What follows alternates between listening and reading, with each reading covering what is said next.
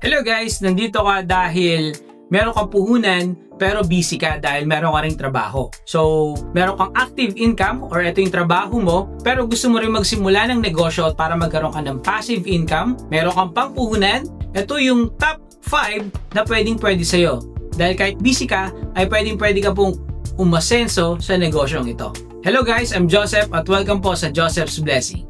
Ang content ko guys ay about financial literacy, paano kayo magkapera, paano kayo magsimula sa pag-invest, at paano rin po magkaroon ng negosyo. So kung hindi ka pa nakapag-like and subscribe, ay mag-like and subscribe ka na din po. And click the notification bell po with all para lagi ka updated sa ating mga videos. Okay guys, simulan na natin.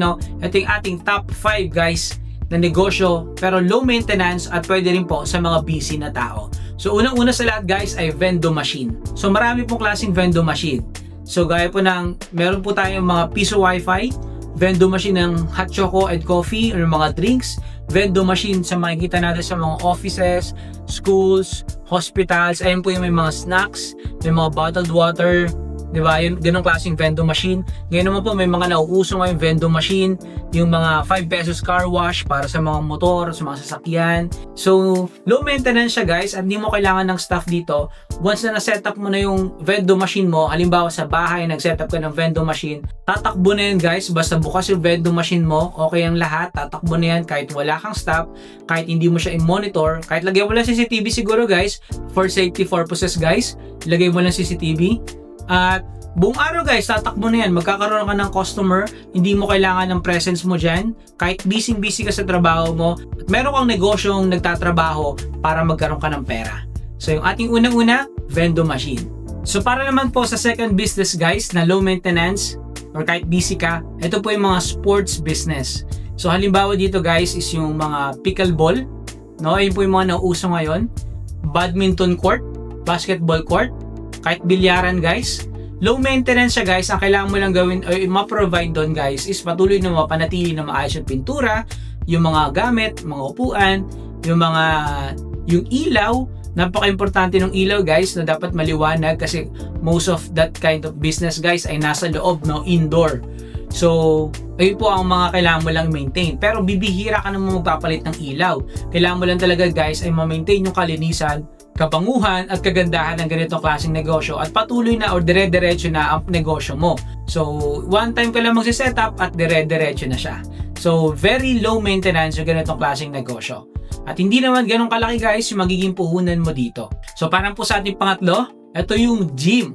So, kung may budget ka guys, pwede ka na magsimula agad sa mga private gym or yung mga matasabi natin ng mga gym ng mayayaman or yung mga may price talaga kasi magaganda equipments mo guys. Or pwede ka rin magsimula sa mga bakal gym kung tawagin guys, no. Ito may mga magsisimula pa lang talaga sa ganitong klaseng negosyo at hindi pa ganun kalaki yung kanilang budget. So pwede ka rin mag-start kasi guys, ang kailangan mo lang dun ay equipment, kailangan mo lang ng bantay at least isa, at dire-diretso na guys, kahit busy ka, kahit di mo na monitor yung ganitong klaseng negosyo, ay tatakbo na yung negosyo mo kahit wala ka.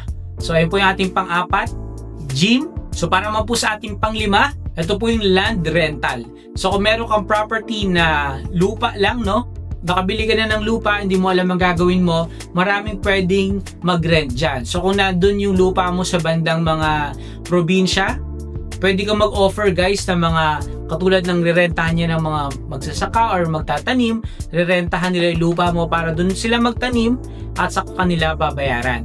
O pwede naman guys magrenta guys ng pwedeng tayuan nila ng warehouse or tayuan guys ng mga cell site, or kung ang lupa mo naman guys ay may mga bandang nasa city or nasa commercial area, pwedeng tayuan niya ng mga convenience store guys. So yun talaga guys kasi wala ka nang iintindihin dun. Diba? Magre-renta na lang sila sa'yo. So, hindi lang land rentals, basta lahat ng rentals guys, katulad ng mga apartment, condo, no? Renta sa sasakyan, kung may sasakyan ka, iparenta mo, diba? Renta sa mga gadgets, renta sa camera, computer, diba? Renta sa mga sound system, napakarami guys na pwede mo iparenta. Renta ng mga upuan, tables and chairs.